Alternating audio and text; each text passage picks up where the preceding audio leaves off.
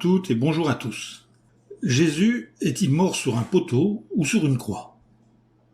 La question est posée. Quels termes utilisèrent les rédacteurs de la Bible dans le texte original pour décrire l'instrument sur lequel est mort notre Seigneur Jésus-Christ?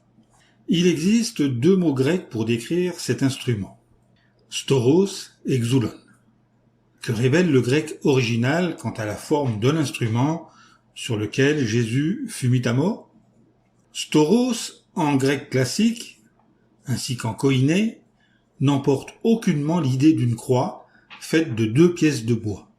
Il désigne exclusivement un poteau vertical, un pieu, ou un pilier, ou une perche, comme on pourrait en utiliser pour élever une palissade. Les apôtres Pierre et Paul employèrent également xoulon comme synonyme de stauros. C'est un argument supplémentaire montrant que Jésus fut exécuté sur un poteau vertical sans traverse. C'est là en effet ce que signifie xoulon. On pourrait en avoir des exemples par exemple dans le livre des Actes, au chapitre 5 et au verset 30, ou au verset 10 et au verset 39.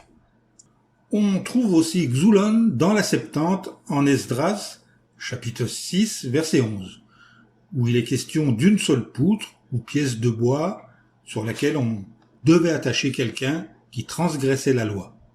À ce stade, examinons quelques textes bibliques. Nous allons lire Matthieu, chapitre 26, le verset 47, dans la traduction du Monde Nouveau. Il est écrit, « Et tandis qu'il parlait encore, Judas, l'un des 12, arriva. Il avait avec lui une grande foule armée d'épées et de bâtons. Ils étaient envoyés par les prêtres en chef et les anciens. » Dans ce texte, Matthieu précise que la foule est armée de bâtons. Dans le grec original, c'est le mot xoulon qui a été traduit par bâton.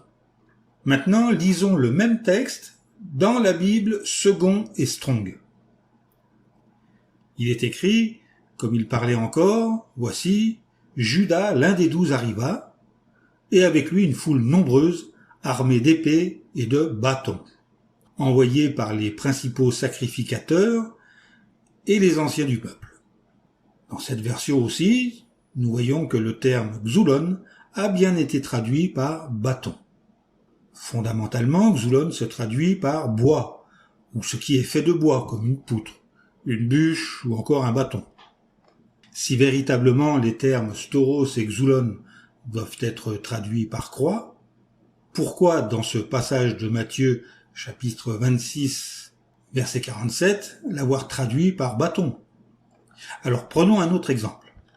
La Bible Second 21 rend dans le livre des Actes le chapitre 10 le verset 39 ainsi. Il est écrit: nous sommes témoins de tout ce qu'il a fait dans le pays des Juifs et à Jérusalem, lui qu'ils ont tué en le clouant sur la croix.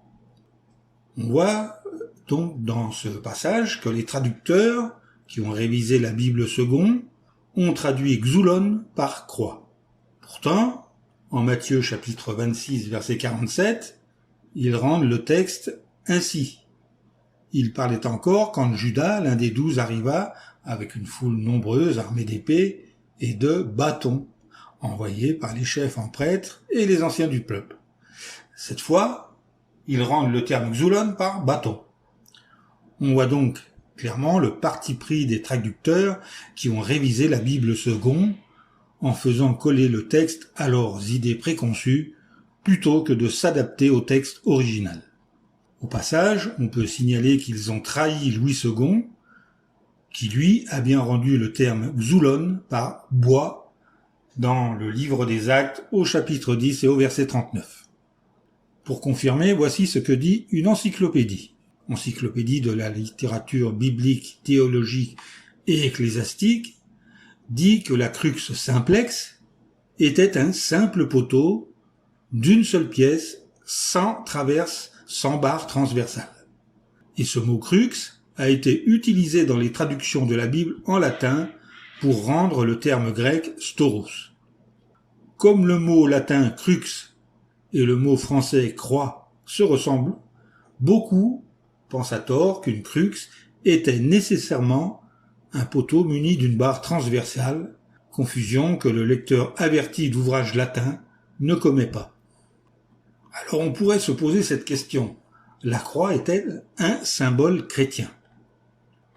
Peut-être présumez-vous que les chrétiens ont été les premiers à utiliser la croix comme symbole.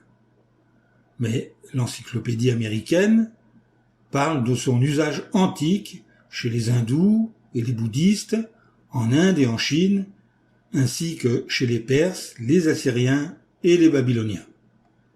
Dans ce cas, quelles sont les origines de la croix ?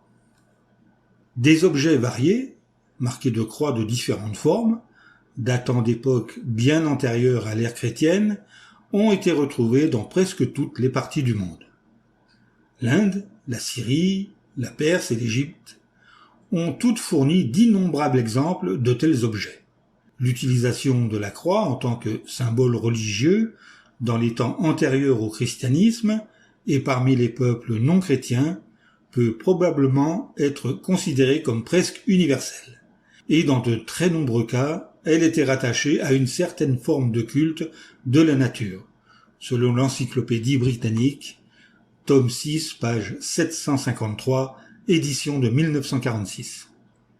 Pareillement, une encyclopédie de langue anglaise, Chambers Encyclopedia, édition de 1969, dit que la croix était un emblème auquel des significations religieuses et mystiques furent attachées bien avant l'ère chrétienne.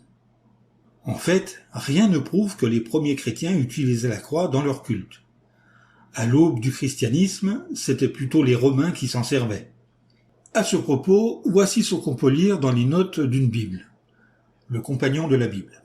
Ces croix symbolisaient le dieu soleil à Babylone, et elles sont apparues pour la première fois sur une monnaie de Jules César, qui vécut de 100 à 44 avant notre ère, puis sur une monnaie frappée par son héritier, Auguste, en 20 avant notre ère. Vous pourrez noter que Bacchus, le dieu romain de la nature, était parfois représenté ayant sur la tête un bandeau couvert de croix. Ceci étant dit, ce qui compte le plus, ce n'est pas l'instrument sur lequel est mort notre Seigneur Jésus-Christ, mais bien plus le fait qu'il soit mort pour nous racheter du péché et de la mort. Voilà, cette allocution est terminée. Comme d'habitude, je vous dis, soyez honnêtement béréens, creusez honnêtement la Bible, et sans a priori, je vous dis à bientôt pour une nouvelle vidéo.